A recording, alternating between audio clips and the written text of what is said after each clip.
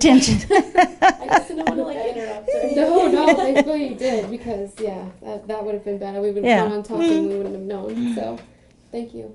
Are we recording again? Yes. Okay, good. I forget where we were. Do you remember? We were talking about his district. Yes, his district. Well, his district back then, I guess, would have been predominantly black and white. Okay. I'm sorry, black and Hispanic, Okay. with, I would say, probably 50% was, or 60% would have been black and Hispanic combination, and probably 40% white, Okay. Anglo. Mm-hmm. And then nowadays, what do you think it would? Mostly white? I think it would be pretty equal now. Pretty equal, because, you know, where I lived, I mean, you had every race out there, and you know, there was a lot of diversity out there. So seeing that the district was, you know, mostly Hispanic and black at the time, I mean, what were some of the issues that he was trying to, you know, fix in his district? Some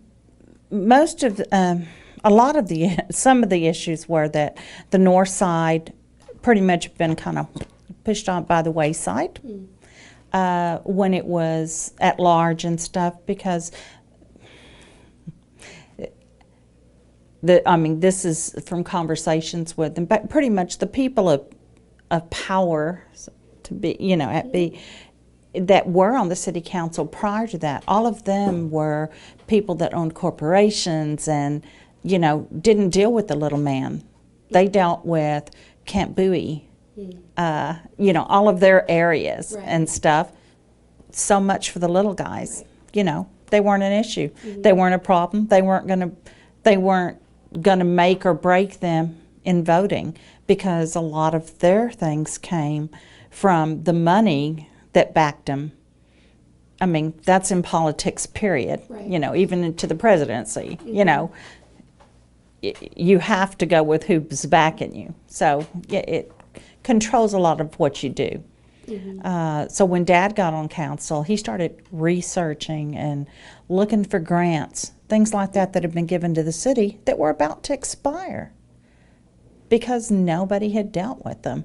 Things that he could use, and he started getting a lot done for the north side. Our roads fixed. You know, we used to have potholes everywhere, and just all of those type of things. He dealt with the problems between the blacks and everyone else. I mean, it wasn't necessarily like Hispanics. You wouldn't really have put them in that kind of category. You'd put more of the black population feeling like they were being left out of stuff.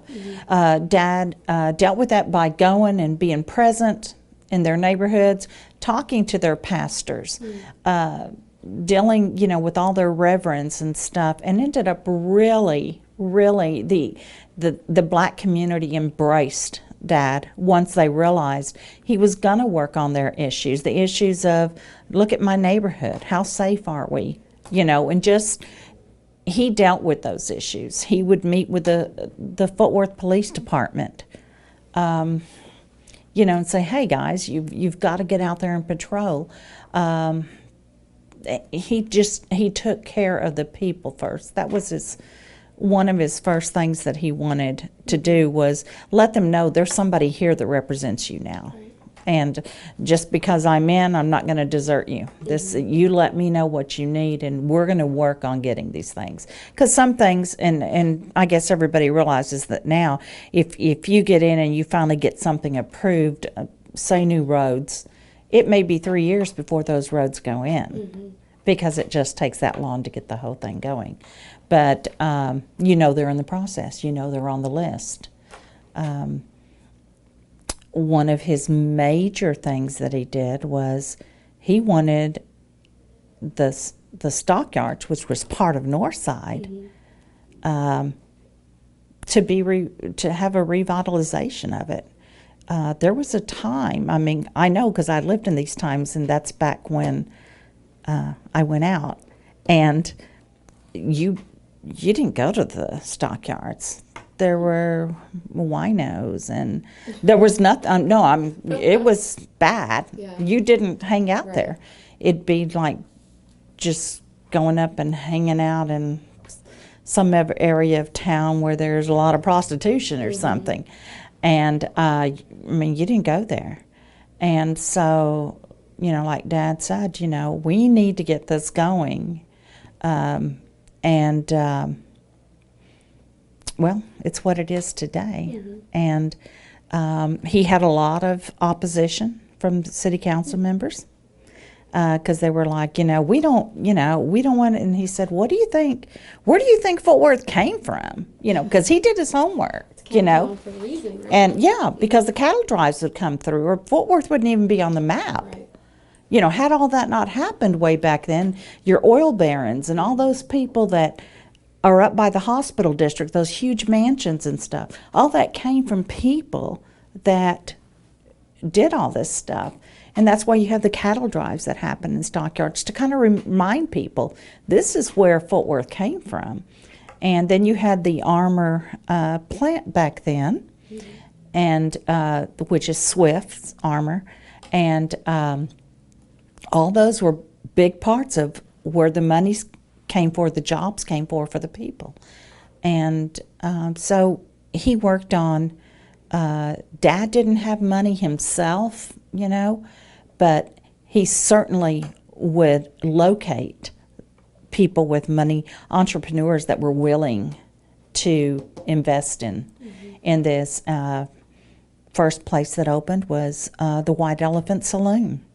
I worked for the district attorney's office back then, and we were known for going out a lot, and I mean, all of them.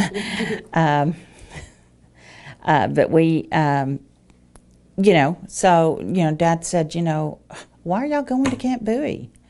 He'd make comments, He'd say, get them to go out to the White Elephant. I said, Dad, that's not really, and he said, but who is going to do that if not you? Right.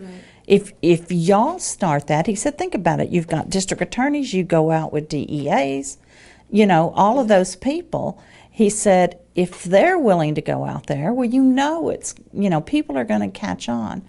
And then, so once it started getting where, it was a regular place, and yes, they did all go,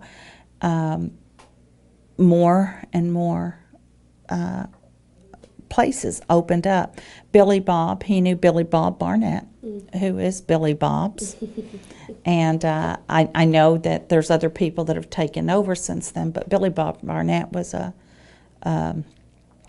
NFL player for the Kansas City Chiefs, but Dad was friends with him, and he just said, man, come to Fort Worth. You want to invest in a bar, because Gillies was known in Houston, and he said, we need something like that here. And he said, you're looking to invest? You need to come here. And so Billy Bob came here, and Dad would meet with him, and he ended up buying that whole area. And he did buy it, and he opened it up. And it took a while. It was opened in 1980, I believe. And so he invested. And once he invested, and boy, people started coming by the groves. All these other little bars started cleaning up. And it took a couple of years to get to what it is now, but it took a few more years for outsiders to realize that was there. I have cousins, they're in the platinum stuff at OU, poor things, but they always came, down for the OU Texas games, of course, but they always stayed the Four Seasons or whatever in Dallas. And now they won't stay anywhere else but the Fort Worth Stockyard Hotel when they come down. And it's like, that's not anywhere near. And they said, well, we discovered Uber. And it was and this was this past few weekends, I guess it was, that happened. And he said, we discovered Uber. And he said, man. And he said, boy, that saves us a lot of headache. But, you know, so people started coming in to see what happened. You know, voters, constituents in general, a lot of times they saw it as a negative to kind of be known for the stockyards, you know, when it was first being brought up to them. No, there's nothing negative about knowing about your roots, where your city came from, where you come from. You know, that's good. That's history. And you know, a lot of people were like, well, you know, that's just going to bring a lot of people into the city, and you know, we don't want it to be like Dallas, and so forth, so on, you know. And like Dad would say, I mean, because he'd answer all these, you know, you have these city hall meetings, and he would say, it's not ever going to be like that. You're going to have a whole different class of people that will come down for this type of stuff. We can't draw people to our convention centers, which doesn't let us build up our revenue. You know, all these things have to take place for us to compete with places like Dallas, places like Arlington even. You know, it was going to take having something that's known nationwide to do it. And it took a lot of convincing, because a lot of people were like set in their ways. But eventually that happened, and the stockyards is just like wonderful. It's exploded. I mean, for people don't remember the time when it wasn't what it is. I do, unfortunately, you know, remember when it was a place you just didn't go. But it's a great place now, and you know, he was part of that because he believed in having us representing. That was part of his district, and he wanted to bring that into the forefront, not as overseeing anybody else's district, but as saying, City of Fort Worth, you've got to get a name recognition. This is perfect, you know, because, you know, a lot of people know Molly, you know, you know, and you would think, you know, who knows Molly? It's kind of like, you know, the Texas Beavis, you know, it's, people know that because they recognize, you know, the symbol. So. Well, before we wrap up, is there anything else that you wanted to tell us? Just that, you know, I really feel that we, as children of his, we're lucky to have his values, his ways of doing things instilled in us so that we could be better people to serve other people too, because Dad always believed that serving others is what we were here for. And, you know, even in his consultant business, there were so many times people would come to our door at 9 o'clock at night or whatever, and, you know, they had a problem that something was going to happen to their street or whatever. I mean, you wouldn't believe how late people would just show up, you know, that just happened to know where he lived, and you know, and instead of charging them a fee, he would just do it for free for them, you know, but that was just his way, you know, and I just think that God blessed him with a gift, and he used that gift to help others, and in doing so, you know, we were able to see that example and give back to people as we can. So I think that's it. Just, you know, like I said, we, you know, I'm fluent in Spanish and English. We did not speak, Mom and Dad would speak Spanish around us, but we didn't communicate in Spanish when we were little. We communicated with my grandma in Spanish because she didn't speak English. But we didn't normally communicate. We communicated in English with Mom and Dad. So we kind of were halfway taught Spanish growing up. And but then, of course, as we became adults, we just became fluent. So, but, Dad, of course, Mom and Dad were fluent. And, he still, would see, it's like you never give up your past, you never give up old friends. Him and the guys from way back when he was a teenager still got together on Tuesday mornings. They called it the Tuesday Morning Breakfast Club. And they'd get together at this little restaurant that's right there on the north side on Main Street. And they would just say what was going on in their lives and hang out a minute. And it was, you don't forget your roots, where you come from. Right. That's it. Right. Well, thank you so much for You're being here welcome. today. I really appreciate it. You're welcome. The stuff that needs to go to the they told, now on the phone, Linda told me that I needed to bring some things. I didn't want to give up because, like I said, when my sister passed away, she had been living in my dad's home.